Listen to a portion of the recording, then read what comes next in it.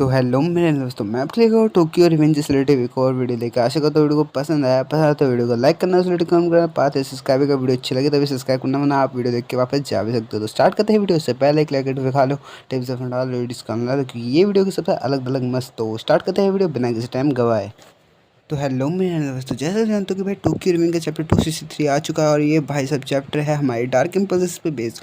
और भाई इस चैप्टर का नाम है भाई बी स्ट्रॉन्ग। तो स्टार्ट करते हैं चैप्टर बिना किसी टाइम का भाई बर्बाद नहीं करते भाई टाइम, चलते हैं अपने सीजन में चैप्टर पे।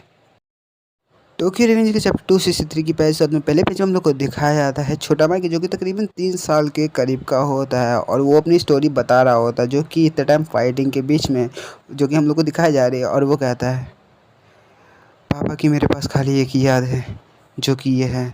और तभी उसके पापा हमको लोग को बोलते हुए दिखाया जाता है जो कि कहते हैं मैं आपके लिए एक खिलौना लेके आया हूँ जो कि यादगार और बहुत ही मज़ेदार है।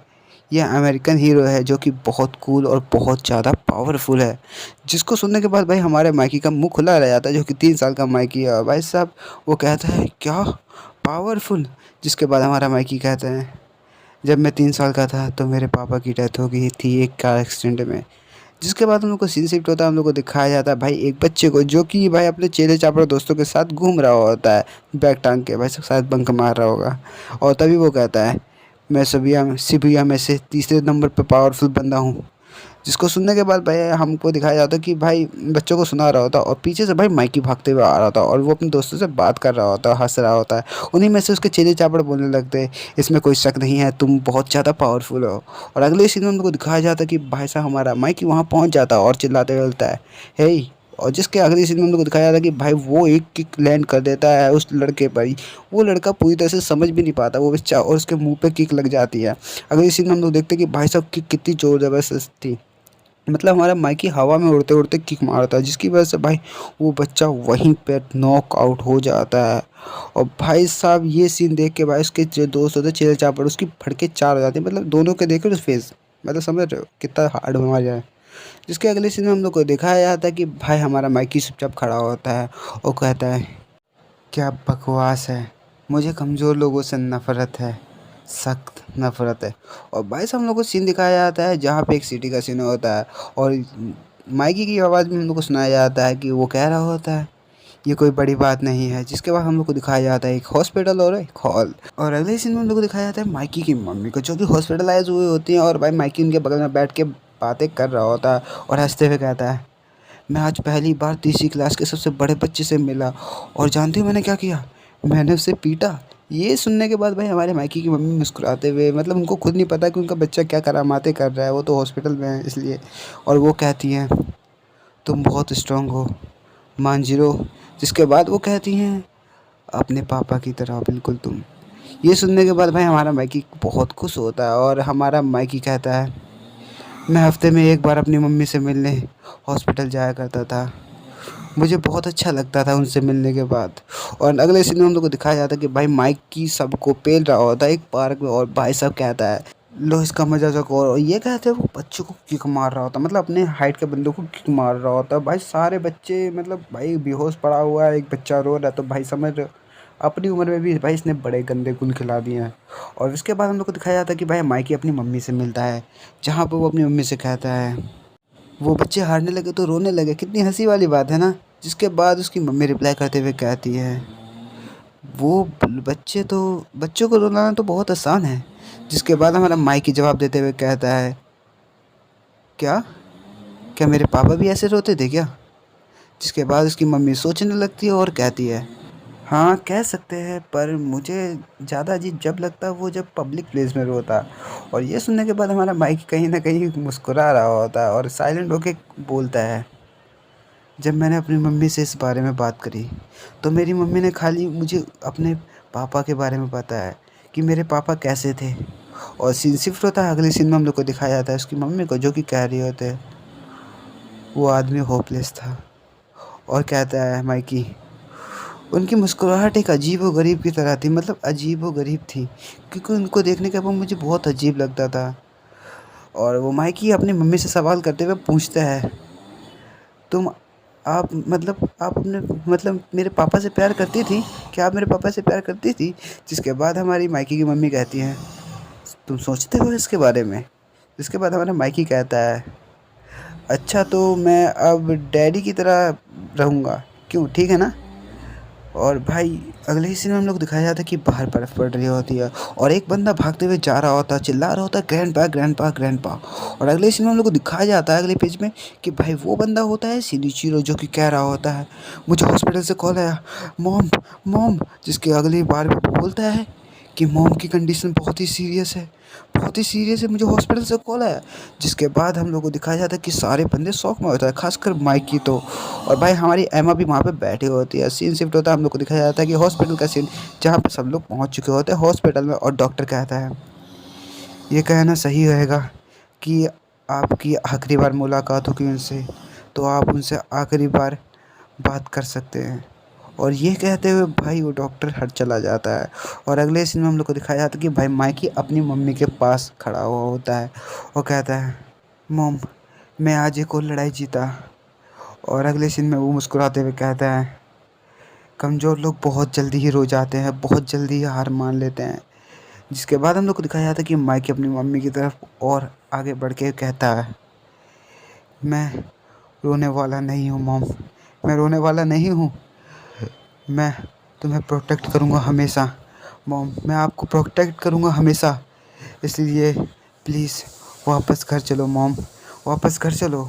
और अगले सीन में हम लोग को दिखाया जाता है उसकी मम्मी की तबीयत पूरी तरह से ख़राब होती है और कहते हैं, मांजिरो मांजिरो, तुम स्ट्रॉन्ग नहीं हो क्योंकि तुम रोते नहीं हो, तुम भी, तुम भी। जिसके बाद वो मतलब ऊपर आसमान में देखते हुए उसकी मम्मी कहती हैं, जब तुम छोटे थे तो एक क्राई बेबी हुआ करते थे, तुम रोया और चिल्लाया करते थे। जिसके बाद हम लोग को दिखाया जाता है कि उसकी बचपन की फ़ोटो, मतलब देख रहे हो कैसे हमारा माइकी बैठा हुआ है, हाथ में रुमाल, वही वही आदतें मतलब सोते समय वाली। और यही कहते हुए वो कहती है, माई एंजल। और वो रोने लगती है। और ये सुनने के बाद भाई हमारा माइकी आग बबूला होकर कहता है, आप ये बोल कैसे रही हो मॉम, जब मैं बच्चा था तब उसकी बात कुछ और थी, मैं बच्चा था तब मुझे कुछ समझ नहीं थी। जिसके बाद हम लोग को दिखाया जाता है हॉस्पिटल का सीन, जहाँ पे वो कहता है हमारा माइकी, 3 दिन बाद मेरी मॉम की डेथ हो गई और मैं अकेला हो गया। जिसके अगले सीन में हम लोग को दिखाया जाता है पूरी मांजिरो फैमिली इकट्ठा होती है और सिनिचिरो, उसके दादाजी, एमा, सब लोग खड़े हुए होते हैं। उसकी मम्मी की डेड बॉडी सामने पड़ी हुई होती है, सब लोग रो रहे होते हैं। सांजिरो मांजी मतलब पूरा परिवार रो रहा होता है, एमा रो रही होती है और सारे बंदे अफसोस मना रहे होते हैं। तभी उसके दादाजी नोटिस करते हैं और बोलते हैं, मांजिरो कहाँ गया। जिसके बाद हम लोग को दिखाया जाता है कि मांजिरो यानी हमारा माइकी अकेले खड़ा हुआ होता है और बोलता है, आपने मुझे अकेला क्यों छोड़ दिया मॉम, आपने मुझे अकेला क्यों छोड़ दिया, मुझे क्यों अकेला छोड़ दिया। जिसके अगले सीन में हम लोग को दिखाया जाता है कि भाई वो अकेले घूम रहा होता है और उसके सामने बंदे खड़े होते हैं और माइकी कहता है, मुझे नफ़रत है कमज़ोर लोगों से। और उन्हीं के उसी के सामने वो जो बंदे खड़े हुए होते हैं, मतलब चूतिए जैसे, मतलब मैं कहीं कह सकता हूँ। और वो कहता है, हे कमीने, तू क्लास 7 वाला माइकी है ना, जिसने मेरे कज़न को मारा था, हैं, तू वही है ना। जिसके बाद उसके पीछे वाला बंदा बोलता है, यू आर सो स्मॉल। और तभी दूसरा बंदा कहता है, हाँ यार ये तो सच में बहुत छोटा है। जिसके बाद हम लोग को दिखाया जाता है माइकी को, जो कि भाई साहब डार्क इम्पल्सेस में पहुंच चुका होता है, मतलब पहला डार्क इम्पल्सेस हम लोग को दिख चुका है भाई इस चैप्टर में। और वो बंदा कहता है, हाँ बता जल्दी बता। जिसके अगले ही सीन में हम लोग देखते हैं कि भाई माइकी उसे कूट रहा होता है, मतलब कुत्ते की तरह भाई साहब, अब बोल के देखा। और उसके बगल वाले उसके चिल चापड़ बोलते हैं, हे स्टॉप, हे स्टॉप, रुक जाओ रुक जाओ रुक जाओ।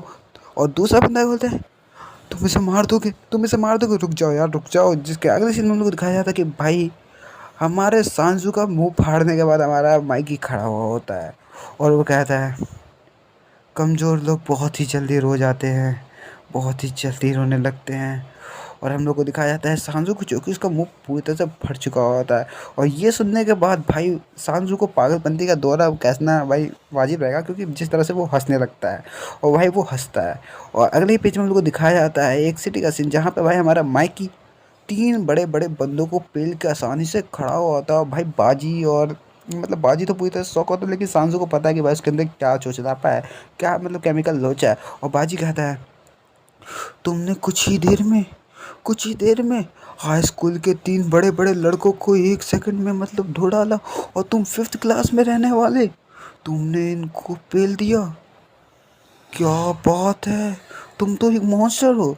जिसको सुनने के बाद भाई साहब मतलब कोई रिएक्शन तो होता नहीं, और हमारा सांसू पीछे से कहता है, जैसा कि माइकी से मैंने उम्मीद करी थी, आखिर उसने वही कर दिया माइकी। और हम लोग को दिखाया जाता है कि माइकी क्या कहता है। माइकी कहता है, ये लोग उसी बाइक गैंग की तरह थे जो कि हमेशा की तरह होते हैं। इसके अगले सीन में हम लोग दिखाया जाता है बाजी को, जो कि मतलब हिलते हिलते चल रहा होता है, कहता है, हे माइकी, तुम्हें क्या पता है दूसरी क्लास में बंदा जो है जिसका नाम यामामोटो के बारे में, जो कि तुम लोग को पता है क्या सच में? जिसके बाद माइकी बोलता है, क्या? जिसके बाद हमारा सांजू इस टॉपिक के बारे में माइकी को बताता है। वो कहता है, पहले साल में ये हाई स्कूल के स्टूडेंट ने एक बच्चे को मतलब ब्लैकमेल करना चालू किया है। जाहिर सी बात है कोई ना कोई उसकी मदद करता, लेकिन एक लड़का जो कि था 4th स्टैंडर्ड में था, उसने उस लड़के को बचाया। और ये सुनने के बाद हमारा माइकी उस बात में इंटरेस्टेड हो जाता है और कहता है, वो इसका मतलब तो वो बंदा अच्छा होना चाहिए। और एलिमेंट्री स्कूल क्लास 4 राइट है ना, वही ना? जिसके बाद हमारा सांजू कहता है, पर वो इतना ही नहीं, वो हमारी तरह 5th स्टैंडर्ड में है, लेकिन उसके सर पे एक ड्रैगन का टैटू है। जिसको सुनने के बाद हमारा बाजी कहता है, पता नहीं यार वो कैसा बंदा होगा। और अगले सीन में हम लोग को दिखाया जाता है हमारे माइकी को, जो कि भाई जा रहा होता है और अपने मुंह में एक लॉलीपॉप चबा रहा होता है और कह रहा होता है, अगर मैं गलत नहीं कह रहा था वो तो उसका नाम ड्रैगन है ना। ये सुनने के बाद हमारा बाजी रिएक्ट करते हुए कहता है, क्या? ये कितना अजीब नाम है, ड्रैगन। जिसके बाद बोलता है वो कि मैंने अगले ही दिन जब मैंने मैगज़ीन उठाई, एरोटिक मैगज़ीन, तो मैंने देखा उस पे 48 नंबर पे कोई स्ट्रेंजर का नाम था, जो कि 48 पोजीशन पे था। ये सुनने के बाद हमारा माइकी वहाँ से निकलता है और हम लोग को दिखाया था कि माइकी चुपचाप जा रहा होता है और कहता है, मुझे लगता है ये हमारे लिए बिल्कुल ठीक है। अगले सीन में हम लोग को दिखाया जाता है जहाँ पे हमारे ड्रैगन हमारे माइकी को ढूंढ रहा होता है, बच्चे से पूछ रहा होता है और बोलता है, तुम किसी माइकी को जानते हो? जिसके बाद हम लोग को दिखाया जाता है कि हमारा माइकी उसे देख लेता है और हमारा ड्रैगन हमारे माइकी को देख के शॉक हो जाता है। और हमारा माइकी मन में बोलता है, एक ड्रैगन का टैटू, वो भी सर पे, इसका मतलब ये बंदा ड्रैगन है। और हमारा ड्रैगन हमारे माइकी के पास आके खड़ा हो जाता है और माइकी कहता है, sum of the 48 position are your overlapping right. इसको सुनने के बाद हमारा ड्रैगन को बोलता है, क्या? और हमारा माइकी कहता है, मुझे ताकतवर लोग बहुत ज़्यादा पसंद है।